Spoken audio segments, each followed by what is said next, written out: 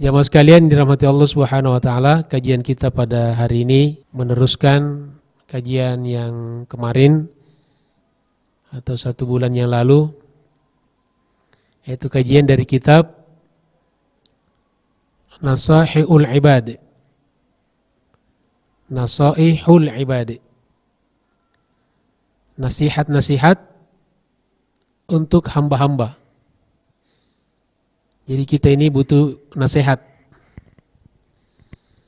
Ya, siapapun kita, apapun kedudukan kita, ya, maka kita selalu butuh kepada yang namanya nasihat, karena memang dinu an-nasihah, agama itu adalah nasihat.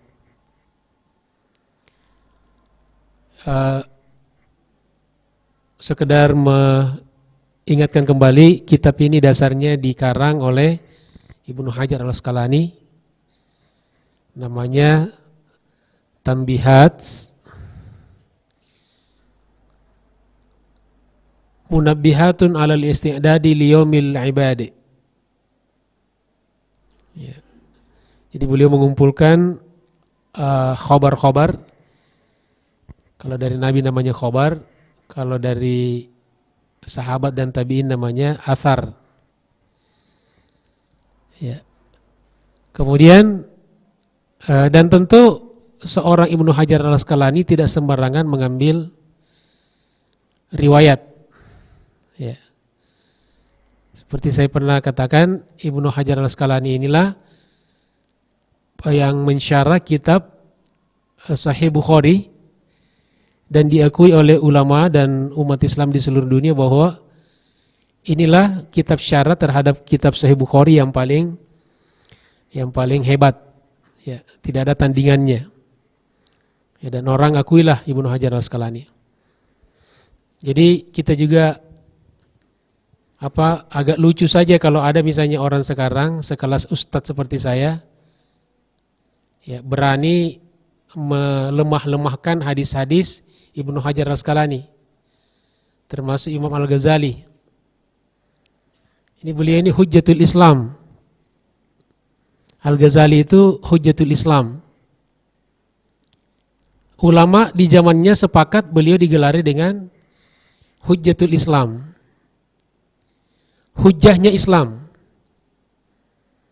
Karena setiap ada orang-orang yang ingin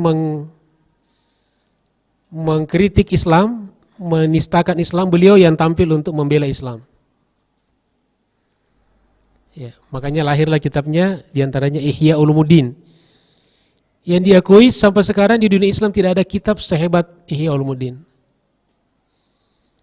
Jadi aneh kalau ada orang-orang seperti kelas kita sekarang, seperti saya, kemudian seakan-akan merendahkan kitab seperti Ihya Ulumuddin ini. Tidak pantas lah, ya. Kayak lucu aja. Jadi kita juga harus beradab terhadap generasi terdahulu, ya. Apalagi seperti sekelas ulama besar gitu kan. Sesama kita saja tidak boleh saling merendahkan, apalagi sekelas ulama besar. Nah, kemudian ini sekedar mereview saja. Datang seorang ulama besar juga dari Indonesia, namanya Muhammad An-Nawawi Al-Bantani, orang Banten, kemudian mensyarah itu memberikan penjelasan, dan penjelasannya lagi-lagi kelas dunia juga. Kalau kita baca tulisan-tulisannya, dan banyak beliau menulis dalam bahasa Arab. Puluhan kitab beliau itu yang ditulis dalam bahasa Arab. Yang kita sekarang ngomong bahasa Arabnya susah, ya, nulis bahasa Indonesia nggak bisa, bahkan nulis di WA saja kadang-kadang salah. Berani-berani kita mengkritisi seperti Imam Nawawi Al-Bantani, luar biasa, ulama besar. Ya. Nah, sehingga kitab yang sudah bagus disyarah makin bagus lagi. Ya, memang teks-teks Al-Quran dan hadis itu butuh disyarah, butuh dijelaskan oleh ulama yang memang berkompeten. Karena kita ini nggak bisa langsung kepada Al-Quran dan hadis. Apalagi kelas-kelas kayak saya, kayak kita sekarang ini nggak bisa. Ya paling cuma baca terjemahan aja.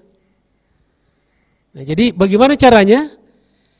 Caranya dalam membaca kitab-kitab yang merupakan syarat daripada ayat dan hadis-hadis itu. Dan mereka sudah duluan, lebih dulu membaca dan mengkaji itu. Jadi sebetulnya sekarang kita tinggal ngambil aja. Ya, tidak usah lagi kita korek-korek dari awal, cari lagi asal-usulnya. Pertama, kita nggak bakal mampu lebih hebat dari mereka. Yang kedua, waktu kita habis. Nah, ini ada sekarang gerakan-gerakan itu yang mencoba mengorek-korek lagi sehingga habis waktu. Ya muncul apa? Perdebatan, polemik kan, saling menyalah-nyalahkan itu kan. Ini karena tidak beradab sama pendahulu kita. Makanya kalau misalnya hukum tidak usah kita langsung cari-cari hadisnya. Cari saja kitab-kitab mazhab fikih. Ya. Jadi ada juga yang sekarang ini aneh, mempertentangkan antara mazhab dengan hadis Nabi. Ini cara berpikir yang sangat keliru dan berbahaya sekali. Jadi seakan-akan imam mazhab itu Abu Hanifah, Malik, Syafi'i, Ahmad itu orang yang tidak pakai ayat dan hadis. Lucu kan? Padahal mazhab mereka itu dasar utamanya Al-Quran dan hadis. Mazhab itu adalah bagian dari ringkasan pemahaman terhadap Al-Quran dan hadis. Jadi jangan diadu. Ada yang aneh lagi caranya. Kok kita selalu pendapatnya Abu Hanifah, pendapatnya Malik? Mana pendapat Rasulullah? Jadi ingin dipertentangkan antara Rasulullah dengan imam mazhab. Semua itu mengacu kepada hadis-hadis Rasulullah. Lalu disitulah ada terjadi perbedaan. Perbedaan gak apa-apa, dari dulu memang sudah berbeda. Yang tidak boleh menafikan perbedaan itu. Atau mengingkari perbedaan itu. Nah, pagi ini jamaah sekalian dirahmati Allah Subhanahu wa taala, kita mencoba lagi untuk melanjutkan ya kemarin. Ya, kita bacakan, mudah-mudahan membawa manfaat dan berkah bagi kita semuanya. An Abi Bakrin As-Siddiq radhiyallahu an, dari Abu Bakar As-Siddiq, semoga Allah meridhoinya. Jadi berarti ini athar ya.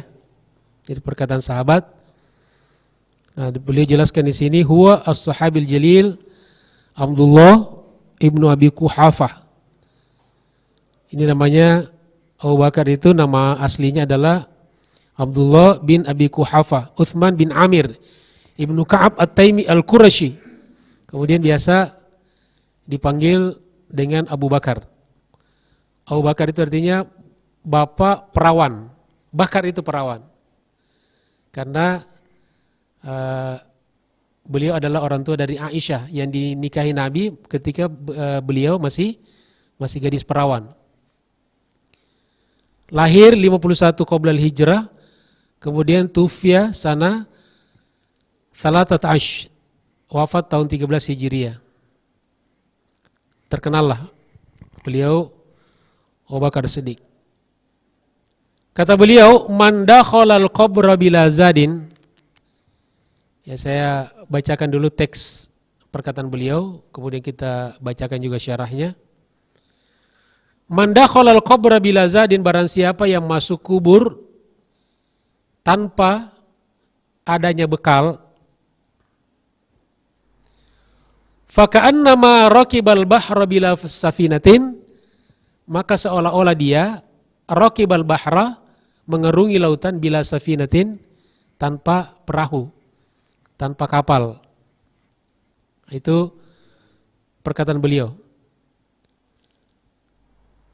Man dakhalal qabra bila zadin, barang siapa yang masuk kubur tanpa bekal. Ya, di sini maksudnya bukan masuk ke orang hidup, masuk di wilayah kuburan, pekuburan, tetapi maksudnya orang mati. Orang meninggal kemudian dikuburkan. Ya kan, masuk kuburan kan? Bila zadin, tanpa bekal, minal amali soleh. Jadi tanpa membawa amal soleh. Ya. Karena bekal yang dibawa ke kubur itu bukan harta, tapi amal soleh. Bukan bisa amal soleh atau amal salah. Ya. Di sini amal soleh kan, yang bermanfaat. Faka'annama, maka seolah-olah dia raqibal bahra, mengerungi lautan, dia masuk ke dalam lautan, bila safinatin, tanpa perahu, tanpa kapal. Ya, kita bisa bayangkan ya, Bapak Ibu sekalian, orang yang masuk di tengah laut tanpa, tidak pakai apa? Tidak pakai perahu, tidak pakai kapal. Ya, bisa kita bayangkan apa yang akan terjadi kan? Ai fayagriku gorkan, kata beliau, maka pasti dia akan tenggelam. Ya, Ustadz, dia kan jago renang. Ya coba aja. Jago renang paling berapa menit, berapa jam ya bertahan itu. Tenggelam gitu kan. Maka kata beliau, maka dia akan tenggelam. Ya, kita tidak akan kuat untuk bertahan di tengah laut tanpa ada alat. Ya. La khalasalahu, tidak akan selamat darinya illa kecuali biman yungkidhuhu, kecuali kalau ada orang yang menolongnya, menyelamatkannya. Ya. Kan kalau orang tenggelam biasanya kan berupaya untuk teriak gitu ya. Nah, angkat tangannya gitu, mudah-mudahan mungkin dia harap ada orang lewat, ada nelayan yang lewat. Ya, jadi kalau ada yang selamatin, alhamdulillah. Tapi kalau di tengah lautan kan bisa dibayangkan. Nelayan-nelayan kecil nggak mungkin masuk di tengah laut. Jarang lah. Ya. Tapi kecuali memang ada ya, ada pertolongan, ada bantuan. Kama qala sallallahu alaihi wasallam, sebagaimana sabda Nabi sallallahu alaihi wasallam. Jadi ini hadis lain, ini dikutip hadisnya untuk menguatkan perkataan Abu Bakar oleh Imam Nawawi Al-Bantani. Kata Nabi sallallahu alaihi wasallam, mal mayyitu fi qabrihi illa kal gharikil mugawwas. Tidaklah mayit di kuburnya itu melainkan takubahnya seperti orang yang tenggelam yang meminta pertolongan.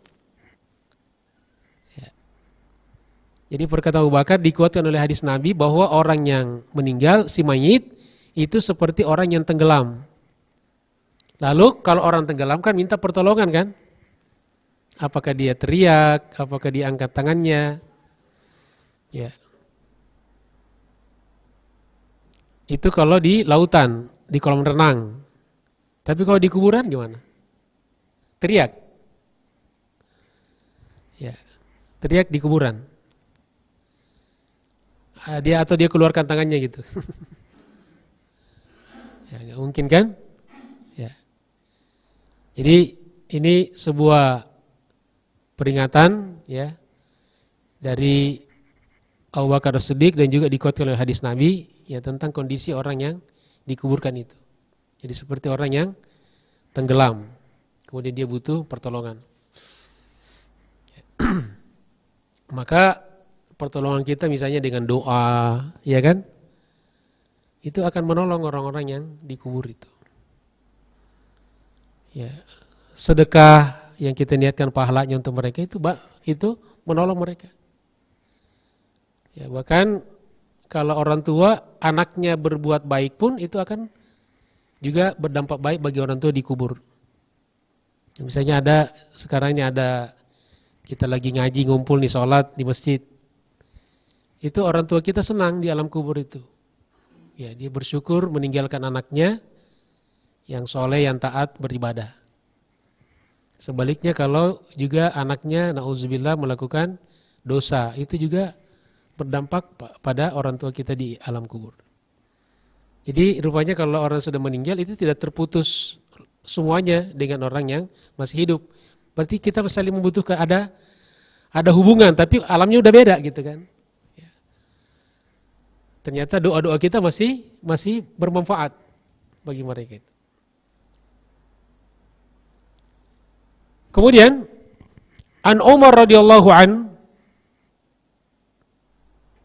dari Umar bin Khattab radhiyallahu an, izzud dunya bil mal, kejayaan dunia dengan harta, wa izzul akhirati bisolihil amal, dan kejayaan akhirat dengan amal soleh. Ya subhanallah, kalau Sahabat, salafus saleh, ulama itu bicara singkat ya. Satu kalimat tapi padat. Beda kalau kita kadang-kadang ngobrol berjam-jam gak ada manfaatnya. Kadang-kadang cuma dosa aja kita bicarakan itu. Ini singkat sekali. Nanti kita baca penjelasannya. Nuqila ani Syekh Abdul Mu'ti As-Samlawi. Diriwayatkan dari Syekh Abdul Mu'ti As-Samlawi. Ya. Anna Nabiya sallallahu alaihi wasallam, sesungguhnya Nabi sallallahu alaihi wasallam qala li Jibril alaihi salam. Ya, Nabi pernah bertanya kepada Jibril alaihi salam. Nabi bertanya kepada siapa? Kepada malaikat Jibril alaihissalam. Apa kata beliau? Sifli hasanati Umar. Ya, Jibril tolong gambarkan kepada aku tentang hasanat. Jamak dari hasanah, kebaikan. Tolong gambarkan kepada aku tentang kebaikan-kebaikan Abu Bakar As-Siddiq. Jadi Nabi penasaran nih. Pengen tahu kan, kira-kira seperti apa sih kebaikan-kebaikan Abu Bakar? Karena Nabi juga nggak tahu kan, Nabi juga cuma melihat zahirnya orang-orang baik. Tapi bagaimana hakikatnya di sisi Allah? Ya, ada bocoran dari malaikat. Faqala, lalu malaikat Jibril berkata,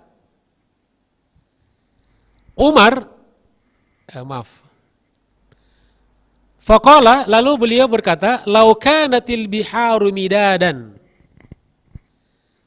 Seandainya lautan-lautan menjadi tinta. Ada di surah Al-Kahfi, "Lau kanal bahru midadan li kalimati." Seandainya lautan menjadi tinta. Wasyajaru aqlaman, dan pohon-pohon menjadi pena, menjadi alat tulis. Orang-orang dulu antara alat tulisnya, pulpennya dengan tintanya itu dipisah ya. Bapak-bapak, kita generasi kita masih tahu ya, dulu mau nulis dicelupin gitu kan biasanya. Sekarang juga masih ada. Tapi kita lebih praktis kan, sudah ada di dalamnya. Seandainya semua pohon dijadikan tinta, kemudian lautan dijadikan tinta, kemudian pohon dijadikan sebagai pena, alat tulis, lama hasirat ha. Niscaya semua itu belum bisa menggambarkan, merangkum daripada kebaikan-kebaikan seorang Abu Bakar As-Siddiq. Ya. Artinya apa? Luar biasa kan? Ya. Luar biasa kemuliaan seorang Abu Bakar Siddiq. Kemudian Nabi penasaran lagi. Faqala, beliau bertanya lagi, sifli hasanati Abu Bakar. Maaf, yang pertama tadi Umar ya. Jadi pertama tadi kebaikan daripada Umar. Maaf, saya ulangi lagi. Ya. Jadi yang pertama tadi, ini kalau pagi-pagi ini kan kita lapar nih. Ini karena lapar, ini pengaruh lapar ya. Ya, jadi Ustadz juga lapar juga. Sampai terbalik-balik gitu kan. Jadi yang pertama tadi, gambarkan kepada aku tentang kebaikan-kebaikan Umar. Lalu kata Nabi tadi itu, kata malaikat Jibril, seandainya laut jadi tinta, pohon-pohon jadi pulpen, maka itu semua tidak bisa merangkum kebaikan daripada seorang siapa? Umar. Itu udah nyambung ya. Faqala, lalu Nabi bertanya lagi, sifli hasanati Abi Bakrin. Tolong gambarkan kepada aku tentang kebaikan-kebaikan Abu Bakar.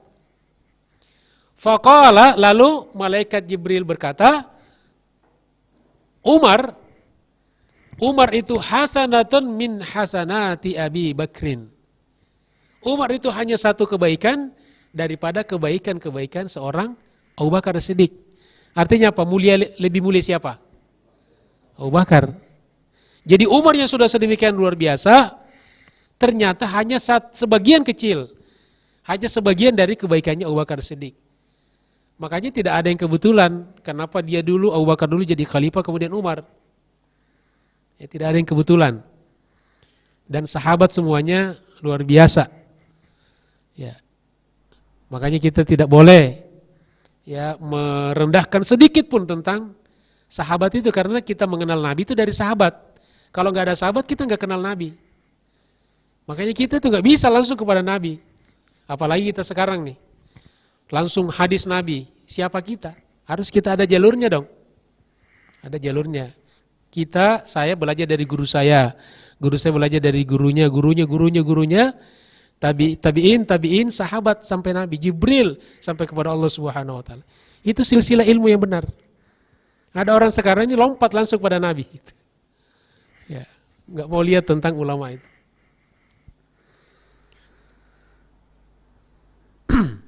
Nah, apa kata beliau?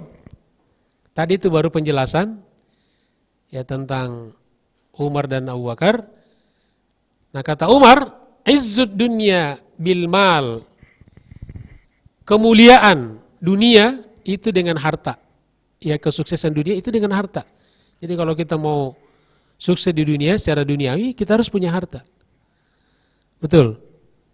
Ya, karena kita juga mau beramal butuh materi, butuh harta kan? Bangun masjid butuh dana. Ya, ini masjid kita luar biasa, makin cakep. Ya. Saya dulunya kelihatan kecil, sekarang jadi luas. Ini bisa diroboh-roboh kenapa nih? Karena dana, karena harta gitu kan.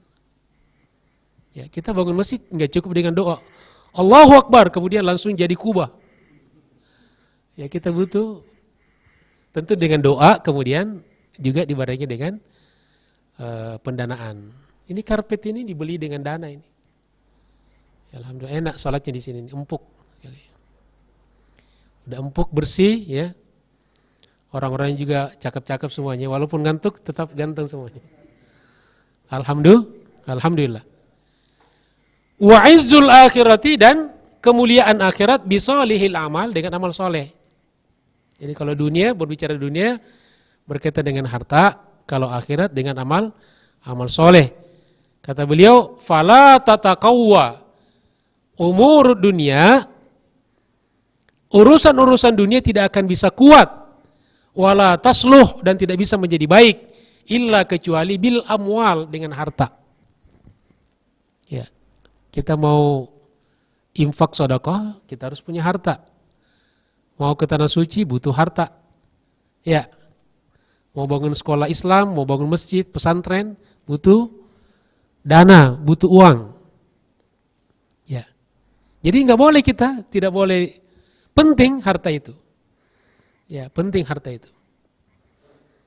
Ya, tetapi yang tidak kalah pentingnya wala tatakawwa umurul akhirah, dan urusan-urusan akhirat tidak akan bisa menjadi kuat, wala tasluh, dan tidak bisa menjadi baik, illa kecuali bil a'malis sholihah, dengan amal-amal soleh.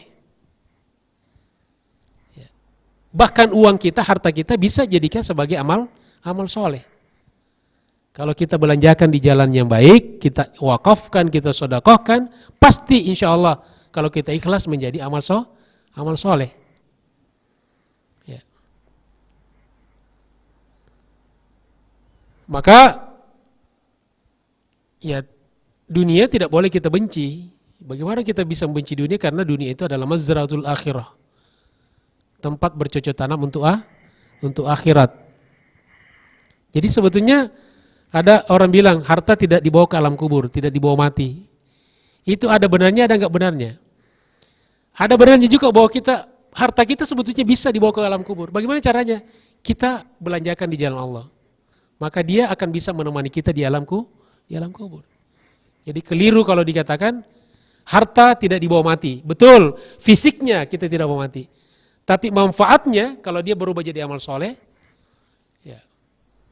Kita belikan ambulans misalnya, maka selama dipakai ambulans itu, dia bernilai amal soleh, menjadi jariah. Ya. Orang yang nyumbang karpet ini selama ada orang sujud di atasnya, selama ada orang baca Quran di atasnya, ada orang i'tikaf di atasnya, ada orang taklim di atasnya, insya Allah maka pahalanya akan senantiasa mengalir walaupun orang itu sudah wafat. Alhamdulillah.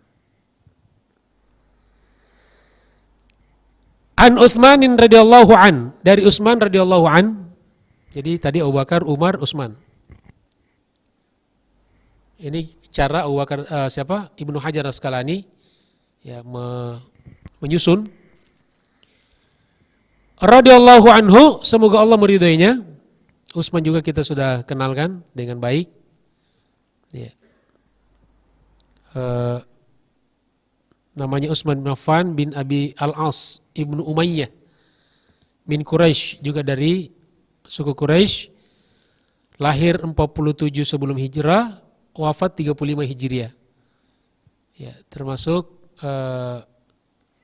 lebih lama masa memimpinnya daripada Abu Bakar. Abu Bakar cuma 2 tahun kurang lebih. Ya. Dan beliau termasuk memimpin ketika tua, sudah sepuh. Apa kata beliau? Hammud dunya zulmatun fil qabri. Hammud dunya zulmatun fil qalbi. Wa hammul akhirati nurun fil qalbi. Jadi di sini al-husnu fil umuril muta'alliqati bid dunya. Jadi sedih, kalau kita sedih disebabkan oleh persoalan-persoalan duniawi, materi. Sara mazlaman fil qalbi, maka itu bisa menjadi kegelapan di dalam hati. Kalau kita misalnya sering gelisah, ya stres gitu kan, sedih, ya karena berkaitan dengan hal-hal duniawi, itu lama-lama bisa menjadi penggelap dalam hati kita. Nah kalau hati kita gelap, na'udzubillah min zalik, ya tidak mau menerima nasihat, kemudian ya tentu enggak nyaman ibadah kalau hati kita gelap, bawaannya enggak enak aja. Sama kalau kita makan lagi sakit Pak, walaupun makanannya makanan enak, restorannya mahal, kalau kita lagi enggak enak badan, enggak enak Pak. Iya, pahit itu. Tapi kalau kita sehat, Masya Allah, walaupun hanya nasi uduk, ya di pinggir piring ada ayam goreng sedikit ya, di sebelahnya ada telur gitu kan, ada sambal di situ, ada kerupuk, alhamdulillah, makin lapar kita nih Pak.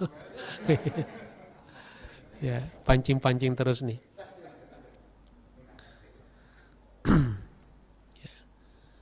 Ya, kalau ada alhamdulillah. Kalau tidak ada ya diusahakanlah gimana bisa ada. Gitu. Ya.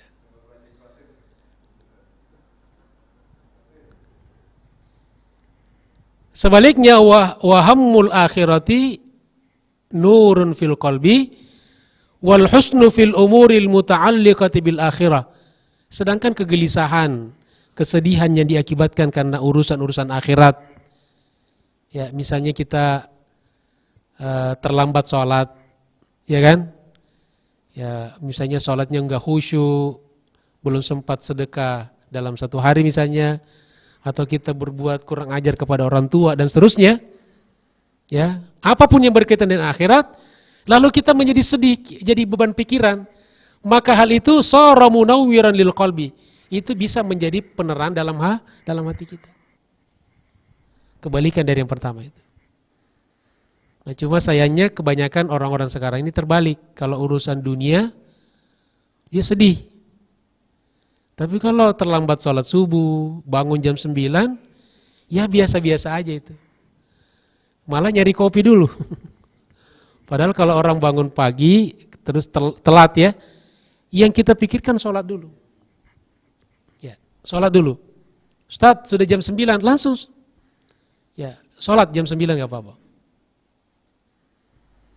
Ya, kemudian sholat subuh, udah bangun jam 9, kunut lagi. Kunut. Ya, kemudian dilihat sama ibunya, Masya Allah anak saya, sejak ngaji katanya, duhanya pun pakai kunut katanya. Ya dikira sholat duha kan jam 9.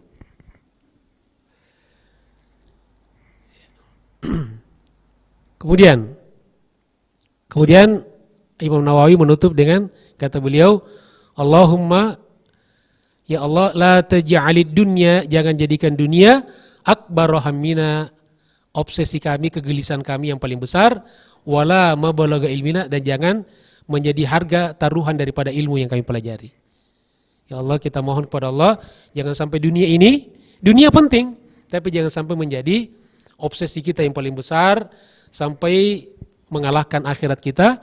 Dan yang kedua, jangan sampai menjadi harga, ya taruhan daripada ilmu kita. Terlalu murah ilmu kita dibayar dengan hanya dunia.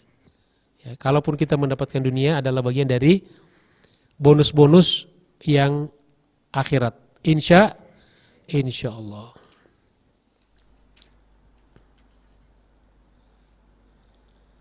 An Aliyin radhiyallahu an, dari Ali radhiyallahu an, wa karramallahu wajhah. Ya, ini dia istilah untuk Ali. Jadi karramallahu wajhahu. Ini kan sering ada orang, ada ustaz, jangan pakai karramallahu wajhahu. Itu orang Syiah yang ngasih itu. Ya, ini Imam Nawawi yang mengatakan. Imam Nawawi jelas bukan Syiah, dia Ahlus Sunnah wal Jamaah. Ulama besar. Dan dipakai oleh ulama. Jadi kenapa dipakai penghususan ya kepada beliau? Karena ada ciri-ciri khas tersendiri. Ya misalnya ada Utsman itu diistilahkan dengan Dzun Nurain. Itu Nabi langsung ngasih. Pemilik dua cahaya. Kenapa? Karena dia menikahi dua putrinya Nabi sekaligus. Jadi Utsman itu menantu Nabi. Ya, dan dua anak gadis Nabi dinikahi oleh Utsman. Luar biasa. Jadi pemilik dua cahaya. Apa kata beliau? Man kana fi talabil ilmi kanatil jannatu fi talabihi wa man kana fi talabil ma'siyati kanatin naru fi talabihi. Masya Allah. Man kana fi talabil ilmi ay man istaghala fil ilmi nafi'. Barang siapa yang sibuk mencari ilmu. Ya, mudah-mudahan kita termasuk nih. Jadi sibuk di rumah itu rajin baca buku, baca Quran, baca hadis gitu kan. Ada masalah-masalah kita nggak paham cari buku gitu kan. Nggak paham nanya kepada guru, para ustadz ya. Itu namanya sibuk kan. Tapi ilmunya yang bermanfaat, nafi, yang bermanfaat. Alladzi la yajuzu lil balighil aqil jahluhu. Di mana ilmu itu adalah ilmu yang tidak boleh, tidak diketahui oleh seorang yang akil balik, seorang muslim. Jadi ilmu yang mestinya harus kita ketahui seperti ilmu tentang tata cara ibadah. Walaupun dalilnya kita nggak harus tahu. Jadi nggak boleh kita setiap orang ditanya mana dalilnya tentang sholat. Dalilnya tentang sholat berjamaah tidak perlu kita, tidak harus kita menjawab. Kita bisa ikut pada guru. Ya. Karena kemampuan kita terbatas. Tapi kalau sudah tingkat ulama bisa ditanya. Dalilnya sholat berjamaah di masjid apa, dalilnya puasa Senin Kamis apa. Tapi kalau orang-orang awam, ya cukup. Kenapa puasa Senin Kamis? Karena saya ikuti guru saya. Ya. Kemudian, barang siapa yang sibuk mencari ilmu yang bermanfaat, yang harus diketahui oleh seorang muslim, kana fil haqiqati taliban lil jannati, maka sesungguhnya pada hakikatnya dia sedang mencari surga. Jadi kita ini sekarang Bapak Ibu sekalian, ini kita sedang mencari surga. Ya ngantuk-ngantuk dikit enggak apa-apalah. Alhamdulillah. Wa li ridallahi ta'ala, dan mencari ridha Allah Subhanahu wa taala.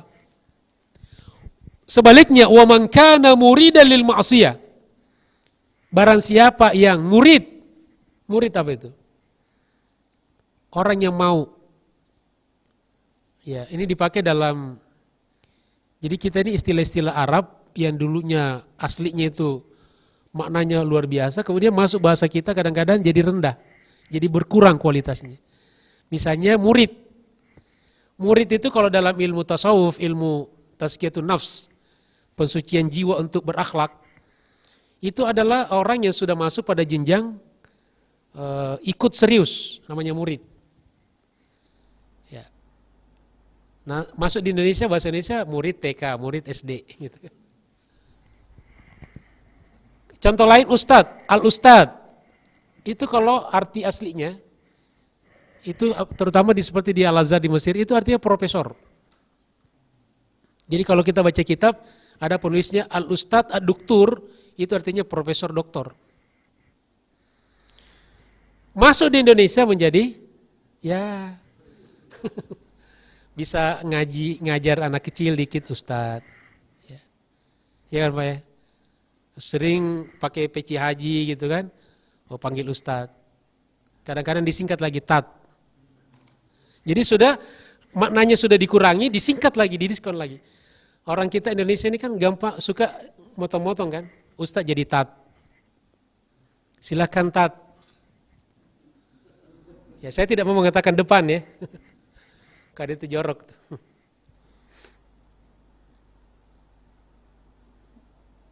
Murida lil ma'siyah, barang siapa yang mau ya lil ma'siyah, jadi dia menuntut mencari maksiat.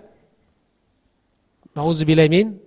Ada orang-orang yang hidupnya Pak hanya mencari maksiat. Ya. Ada nggak orang begitu? Ada. Bangga malah sampai keluar negeri untuk judi, ya kan? Berzina. Ya. Nauzubillahi min. Jadi ada orang yang menuntut maksiat itu, mencari maksiat.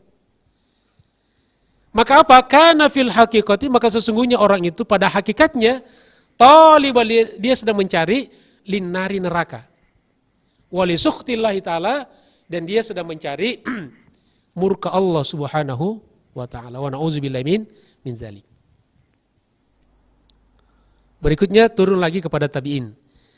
An Yahya ibn Mu'adz radhiyallahu an. Sedikit tentang Yahya bin Mu'adz. Ini bagusnya yang saya punya ini ada sudah lengkap, sudah diteliti, tahqiq namanya. Yahya bin Mu'adz. Ini Yahya bin Mu'adz ibn Ja'far Ar-Razi, Abu Zakaria, tuwfiya sana 258. Wafat tahun 258 Hijriah.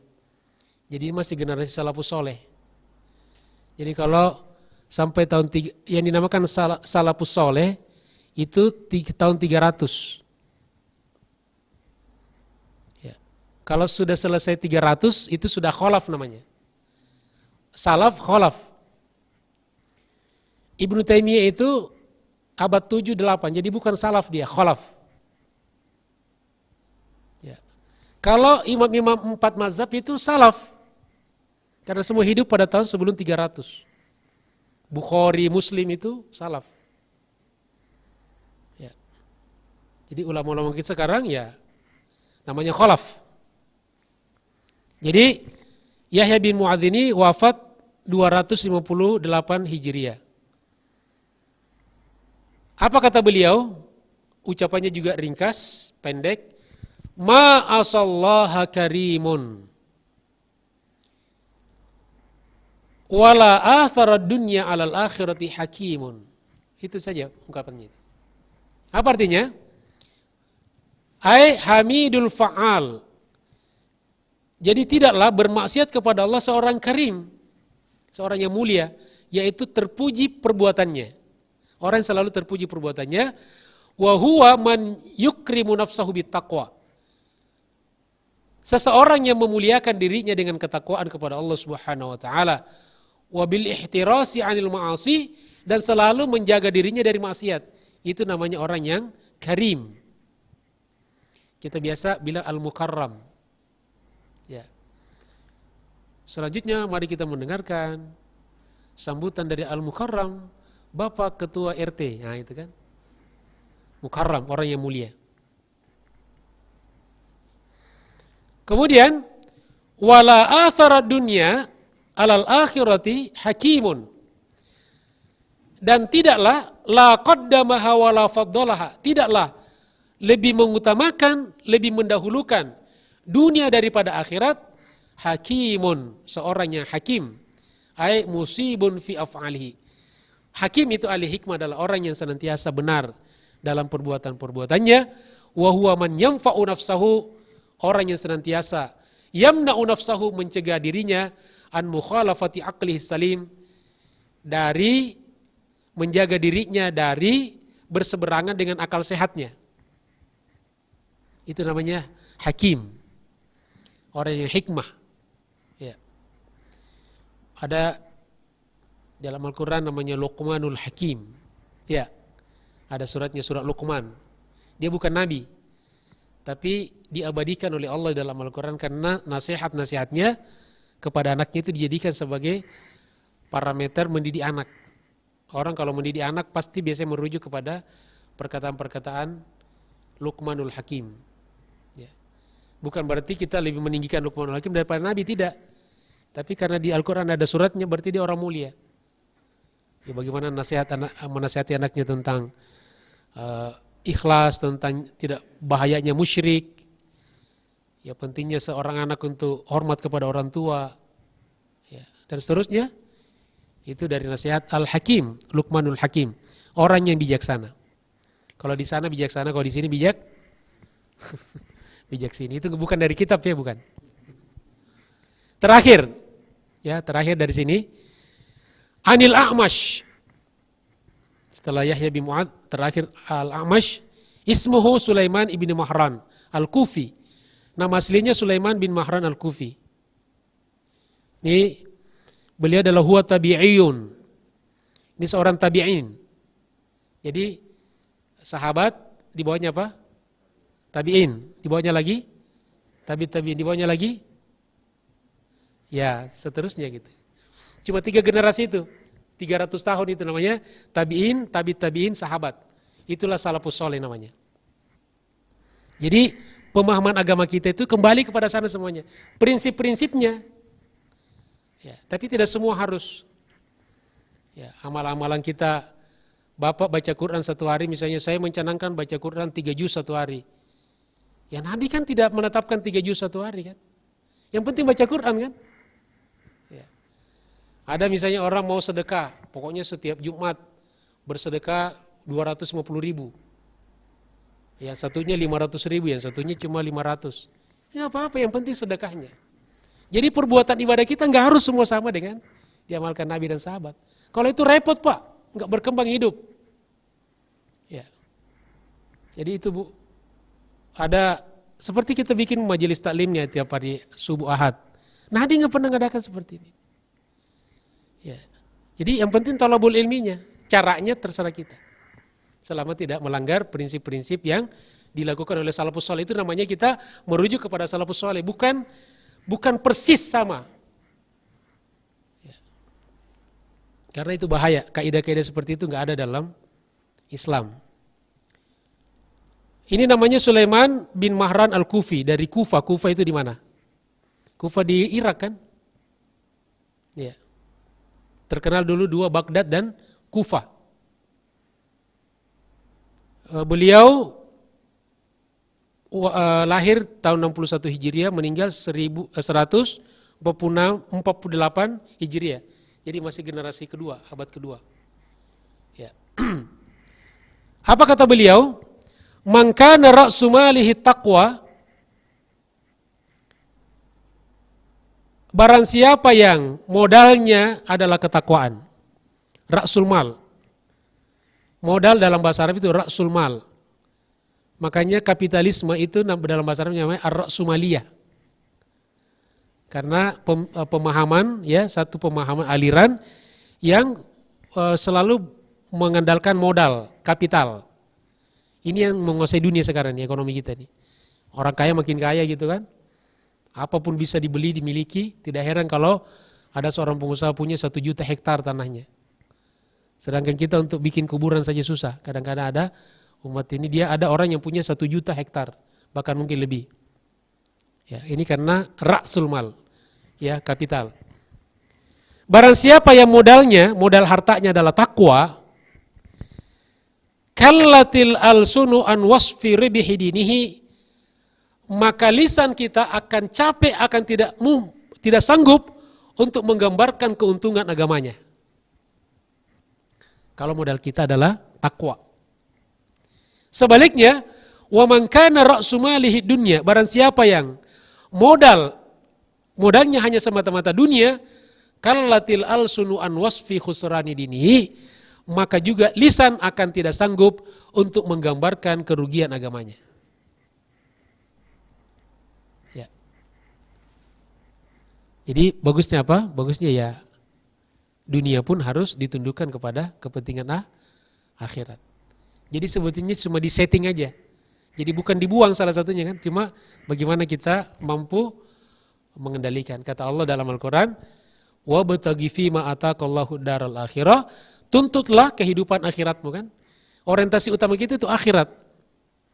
Karena saking asyiknya cari akhirat, asyiknya di masjid siang malam gitu kan. Nah, Allah peringatkan wala tansa nasibaka minad dunya. Tapi jangan lupakan bagianmu di dunia. Kamu juga harus kerja, cari nafkah juga. Ya. Jadi seakan-akan asyik akhirat, lupa dunia diingatkan. Nah, kita sekarang terbalik. Asyik cari duit, ya jangan lupa sholat ya. Ya, kadang-kadang kita orang tua juga nasihati anak kita jangan lupa sholat. Jadi sholat itu untuk kepentingan yang kedua nomor sekian gitu. Mestinya karena dia rajin sholat sampai jangan lupa makan ya. Ya jangan lupa kerja ya. Itu bahasa Quran begitu. Ya. Mudah-mudahan bermanfaat, bisa menjadi ilmu yang barokah dan kita bisa amalkan dan berbuah menjadi amal soleh yang abadi sampai di akhirat. Insya Allah. Bapak Ibu sekalian saya hormati, demikianlah kajian kita pada pagi hari ini. Terima kasih juga atas kehadirannya, perhatiannya, ya iktikafnya insya Allah. Makanya kita masuk masjid, jangan lupa diniatkan juga sebagai iktikaf. Jadi udah dapat pahala sholat, qobliyahnya luar biasa kan, sholat subuhnya, zikirnya juga baik berjamaah ataupun sendiri-sendiri. Kemudian niat iktikaf, majelis taklim, wah pulang ke rumah pasti. Kenapa pulang di rumah bawa pahala yang banyak, muka langsung bercahaya, apalagi di rumah disorot dengan lampu. Alhamdulillah. Demikianlah Bapak Ibu sekalian. Silakan ada yang mau bertanya? Fadhol. Ya, silakan Pak.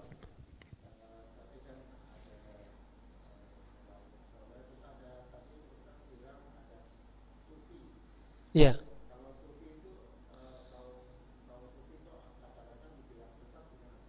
Iya.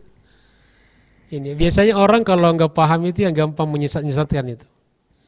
Sekarang ada tren orang nggak paham tapi suka menghukumi. Ya, itu yang saya katakan tadi itu. Ya, jadi padahal tasawuf itu dulu bagian dari salah satu bagian. Kan ada kalau berkaitan dengan hukum itu namanya fikih kan. Itu ada mazhabnya juga. Yang terkenal, yang bertahan 4 kan. Itu untuk berkaitan dengan hukum-hukum Islam. Tata cara ibadah, muamalah kan, hukum-hukum itu. Cuma dia lebih terkenal karena kebutuhan sehari-hari kita itu hukum. Di majelis taklim juga orang nanya nggak pernah nanya tentang akidah, tasawuf pasti hukum. Ustaz apa hukumnya ini? Ustaz apa hukumnya ini? Itu fikih. Nah yang kedua yang berkaitan dengan akidah, tauhid, itu kan ada juga. Itu bagaimana ikatan kita, keyakinan kita kepada Allah, rukun iman dibahas itu kan, iman kepada Allah, pada malaikat, nabi, kitab-kitab, takdir dan sebagainya. Nah yang ketiga juga yang sekarang sudah mulai hampir bahkan disesatkan sebagian orang, itu tasawuf. Atau bahasa lainnya tazkiyatun nafs. Dipakai, ada juga ilmu hikmah namanya. Itu yang berkaitan dengan bagaimana menjadikan ilmu dan iman itu kita olah, kita latih menjadi akhlak. Makanya orang dulu Pak semakin rajin ibadah, semakin banyak ilmunya, semakin tawaduk dia, semakin berakhlak. Sekarang karena kita cuma belajar iman, belajar tauhid, belajar hukum, tapi kita tidak tazkiyatun nafs, tidak olah hati kita sehingga kadang-kadang ilmu kita banyak tapi kurang ajar. Sombong. Itu diantaranya suka bid'ah, sesat gitu kan. Ya, itu. Jadi kering. Itu tasawuf ya. Nah, mengenai misalnya ada orang menyalahgunakan, apa saja orang bisa salah gunakan. Ya, kalau sudah disalahgunakan, ibadah-ibadah yang biasa kita amalkan pun kalau disalahgunakan, jadi salah Pak. Ya, Quran dijadikan jimat-jimat, kemudian dikaitkan dengan roh-roh macam-macam itu jadi jahat, jadi buruk. Bukan Qurannya buruk, tapi menyalahgunakan. Ilmu fikih bisa disalahgunakan orang. Ilmu tasawuf, tazkiyatun nafs disalahgunakan jadi sesat. Jadi bukan ilmunya yang salah tapi orang, oknumnya. Ya, jadi hakikatnya apa tasawuf itu? Misalnya kita baca Quran, kita berupaya selama ini kan kita cuma pelajari tahsinnya. Nah sekarang kita mulai kontemplasi, renungkan maknanya, kita baca dari buku-buku dari perkataan ulama. Lalu kita mencoba untuk lebih mendalami. Lalu kita amalkan. Proses itu namanya tasawuf. Tasawuf dari kata sufi. Sufi itu artinya murni, bening. Ya, atau bisa juga diambil dari kata wol, suf. Bulunya kambing domba itu namanya suf. Ya. Karena apa namanya? Kalau musim dingin itu kan dipakai sebagai selimut ya, penghangat. Jadi ilmu kita jadi hangat, menjadi akhlak itu karena adanya ilmu tasawuf dan ilmu ilmu tazkiyatun nafs. Ya. Jadi bagus. Ya. Yang kita lakukan sebetulnya bagian dari tasawuf. Zikir, cuma istilahnya aja. Mau dipakai tazkiyatun nafs silahkan. Ada sebagian ulama pakai. Ada tasawuf. Jadi nggak boleh kita katakan tasawuf sesat. Tasawuf yang mana dulu? Ya. Kalau tasawufnya yang Quran dan hadis, ya justru itu yang dianjurkan Nabi. Tapi kalau tasawufnya itu yang dia tasawuf tapi nggak sholat, nah itu sesat. Dari mana orang bisa suci hatinya kalau nggak sholat? Ya. Itu mungkin yang dikatakan sesat. Ya sama dengan bisa orang menilai maulid itu bid'ah. Tidak ada pada zaman Nabi. Nah lihat dulu maulid yang mana yang bid'ah itu. Yang tadi kan model-model kebaikan kan tidak ditentukan Pak ya. Bentuknya seperti apa. Nah kalau yang isinya joget-joget, campur baur laki perempuan, nah itu tanpa maulid pun itu udah nggak benar. Tanpa dikatakan maulid pun. Tapi kalau isinya ada baca Quran, kayak pengajian, ada tausiah, ingat sejarah Nabi. Yang dibaca Barzanji itu kan, karena kita nggak paham aja itu kan sejarah Pak. Cuma dibuat dalam bait syair, biar gampang diingat. Ada Barzanji, ada Dia Ulami, ada Simtud Durar.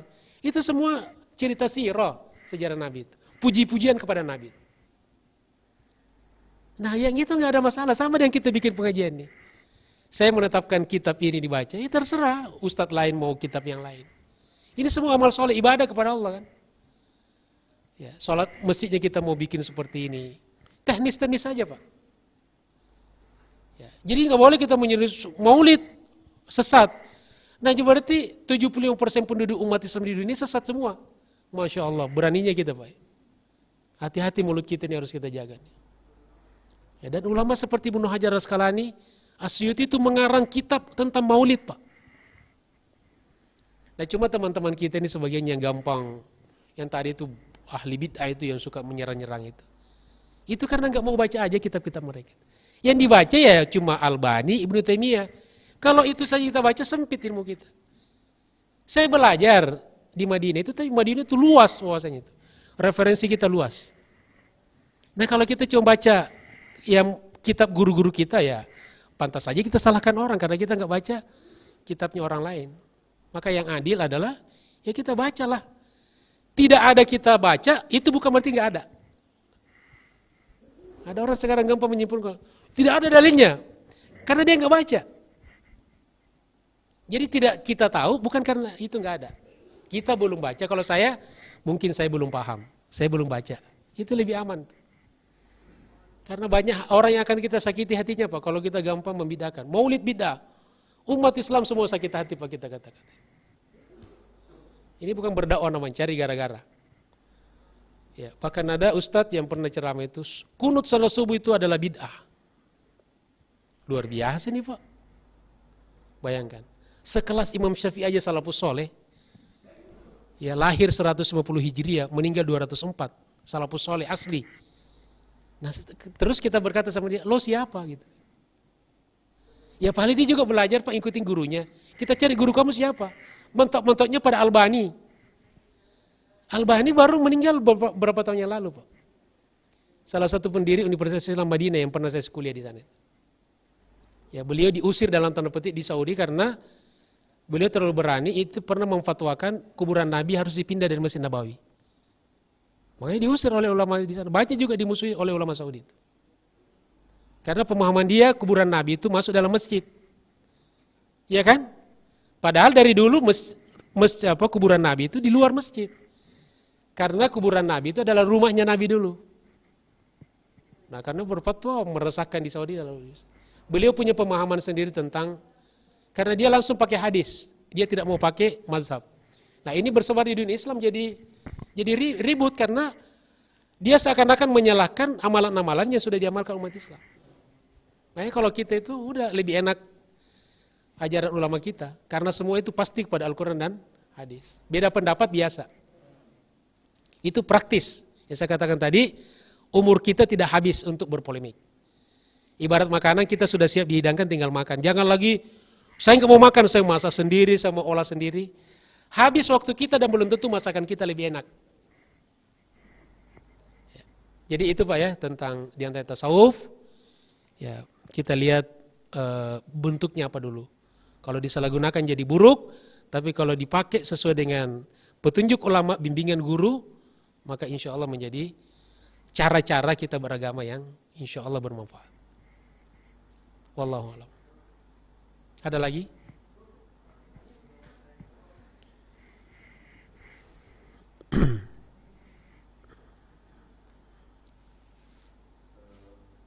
Ya, silakan Pak.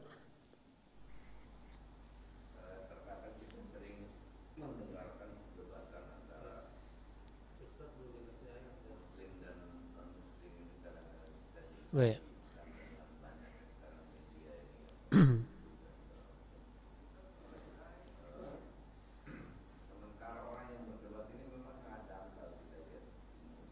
Iya. Menambah.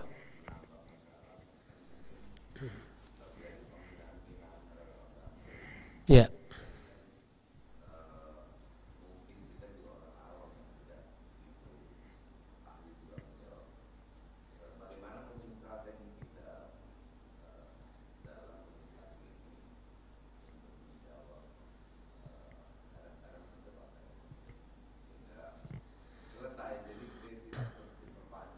Ya, baik. Ya,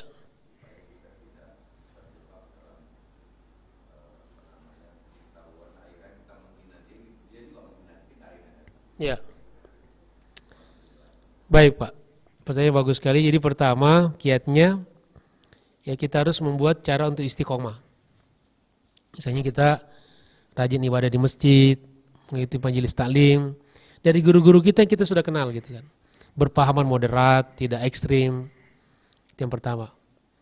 Yang kedua, ya kalau itu menjurus kan kita bisa menilai kalau misalnya ada kok kita diarahkan kepada hanya ribut, polemik, tinggalkan aja.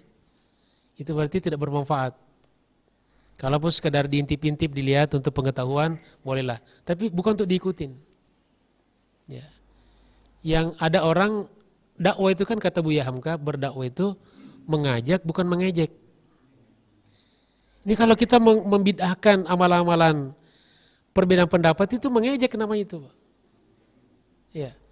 Dakwah bukan mengejek kata Buya Hamka. Dakwah mengajak bukan mengejek. Ya. Kemudian merangkul bukan memukul. Pakai argumentasi, pakai argumen bukan sentimen.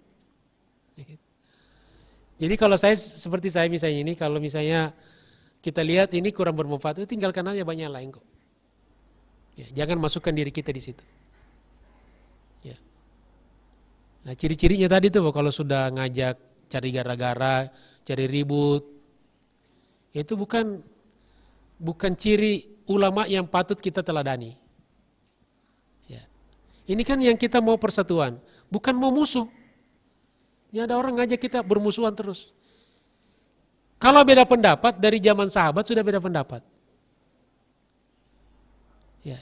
Saya sering katakan pada teman-teman saya ini kan, kebetulan ada teman saya juga, adik kelas saya di Madinah dulu itu yang suka tampil di media itu yang bid'ah ini bid'ah itu kan. Saya bilang, dulu di kampung kita itu sudah ada Muhammadiyah NU. Ini contoh misalnya nih, yang beda pendapat nih. Tapi mereka bisa akur, kenapa? Karena tidak saling menyerang. Silakan amalkan. Ya, Muhammadiyah mengamalkan, NU mengamalkan, dan memang ternyata juga perbedaan cuma sedikit kan, teknis-teknis beribadah tertentu. Tapi mereka tidak saling menyerang. Anda sekarang saya bilang, kalian itu menyerang. Kenapa dimusuhin? Karena kalian menyerang. Bahwa kita nggak mau beramal itu hak kita kan. Tapi kalau kita menyalahkan orang itu, ini bahaya nih. Namanya cari gara-gara tuh. Anda tidak maulid nggak apa-apa, Anda tidak kunut salat subuh nggak apa-apa. Tapi jangan bilang kunut itu bid'ah. Itu yang menyakiti umat Islam. Yang kunut, yang maulid. Itu cara berdakwah. Ya, jadi kita juga sudah pernah peringatkan di alumni Madinah. Saya kebetulan masih sekjen lah, sekretaris umum. Itu ada teman-teman yang rada keras itu kan, kita dalam pertemuan-pertemuan kita suka ingatkan gitu kan. Berdakwah ini ngajak umat, bukan cari gara-gara. Sebelum kita masuk di Indonesia ini ulama dulu udah banyak nih. Bayangkan kenapa ada ustadz di Jawa Tengah itu diusir di Masjid Talim karena ketika diceramah dia ngata-ngatain Wali Songo. Wali Songo ini bukan ngajarin tauhid, ngajarin bid'ah. Diusir sama jamaah itu. Mereka di sana menghormati Wali Songo itu. Wali Songo itu pejuang dakwah. Saya sampai berapa bulan yang lalu sempat ke Gunung Muria. Jadi aja teman pengen lihat. Itu kan kuburannya di atas puncak gunung Pak ya. Ribuan pas satu hari orang naik itu ziarah itu. Di sana itu bukan orang-orang datang, bukan menyembah kuburannya Sunan Muria. Ini kita juga karena nggak paham suka menghukum tanpa kita paham. Di sana itu orang datang berdoa, mendoakan yang Sunan. Justru itu nilai plus bagi dia. Sampai matinya pun dicari-cari orang. Didoakan Pak. Mungkin ada orang yang salah, yang jahil gitu kan, menyalahgunakan lagi-lagi tadi itu. Ya namanya oknum kan. Ya, tapi nggak bisa kita generalisir. Kita ini Pak, saya bilang, jangan-jangan kalau kita mati nggak ada yang ingat lagi. Wali Songo itu sampai dikejar-kejar Pak, siang malam. Sampai di masa pandemi itu orang sampai, siapa yang menggerakkan hati mereka itu ke sana? Allah Subhanahu wa taala. Karena berkah ilmunya dakwanya itu. Ketika ada ustaz petantang-petente mengatakan, karena nggak paham gitu kan, maka kita jangan sok tahu kalau kita nggak paham. Wali Songo itu sesat katanya, diusir. Lalu ketika diusir dia curhat, beginilah dakwah Nabi dimusuhi oleh umat gitu. Ya musuhi Nabi itu kafir Quraisy, Anda itu yang musuhi umat Islam. Ini bahaya Pak. Jadi itu tadi jangan kita mengembangkan cara-cara seperti ini karena ini ya akan ribut terus, merasa benar sendiri.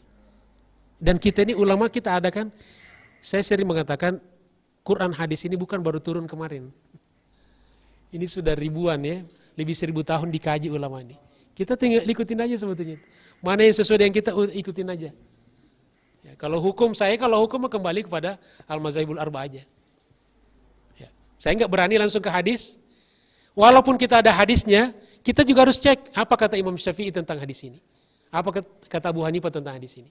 Karena mereka lebih paham hadis daripada saya. Kalau kita kan paling terjemahan kan? Ya. Makanya ada orang comot satu hadis, ini dalilnya. Betul, tapi kita belum baca apa perkataan ulama tentang hadis ini. Karena bisa jadi ada hadis lain. Atau digabungkan hadis itu, lalu lahir pemahaman. Enak sebetulnya beragama itu. Makanya di negara-negara yang punya mazhab, itu seperti Saudi Arabia, apa mazhabnya Saudi Arabia itu? Resminya Ahmad bin Hambal, Hambali. Kalau di Turki apa? Hanafi. Kalau di Malaysia apa? Syafi'i. Brunei, bahkan Brunei wajib Syafi'i. Apa akibatnya Pak? Akibatnya sedikit sekali orang berpolemik. Tidak ada Pak beda-beda ribut gitu kan. Di Saudi itu semua masjid imamnya bismillahnya tidak dijahar. Bismillahirrahmanirrahim. Alhamdulillahirabbil alamin. Karena dia mazhab Pak Hambali. Di Turki semua Hanafi. Hanafi itu idul kurban itu wajib. Makanya kalau kurban paling meriah, melimpah Pak di Turki itu. Ya? Tidak pakai amin kalau salat. Makanya orang Indonesia ketahuan. Ya, waladhdallin orang amin. Ketahuan orang Indonesia kan? Nah, makanya kalau kita bawa jemaah Pak dibilangin, Pak, nanti di sini orang enggak pakai amin ya. Iya Pak Ustaz katanya. Keceplosan juga gitu. Karena ngantuk tadi itu kan. Amin. Jadi biasa perbedaan itu. Di Maroko itu Maliki. Maliki itu kalau takbiratul Allahu Akbar, tangan di sini, Pak. Tidak ada begini, saudara. Allahu Akbar. Ya, basmalahnya enggak pakai basmalah. Kalau Hanafi disirkan, kalau Hambali disirkan. Kalau Maliki tidak ada. Allahu Akbar, alhamdulillahirabbil alamin. Semuanya benar, semuanya itu kepada sunnah. Semua itu sunnah karena semuanya memahami itu dari hadis dan ayat Al-Quran. Tapi dalam memahami ayat Al-Quran ada perbedaan pendapat. Menjadilah mazhab, kanal. Mazhab itu kanal. Jadi dia nggak kemana-mana, Pak. Nah kita di Indonesia karena apa saja pemahaman masuk, ya Allah di masjid kadang-kadang itu ada 10 mazhab di masjid itu. Ramai terus. Inilah ujian kita untuk kita di Indonesia.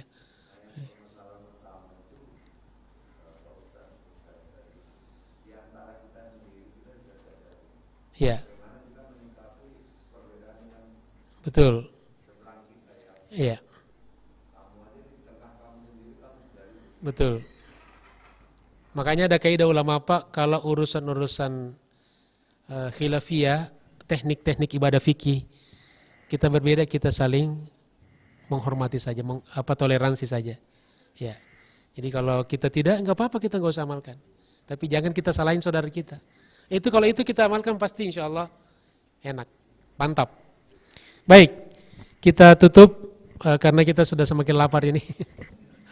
Dengan kafaratul majlis, subhanakallahumma bihamdika, asyhadu an la ilaha illa anta, astaghfiruka wa atubu ilaik. Wassalamualaikum warahmatullahi wabarakatuh.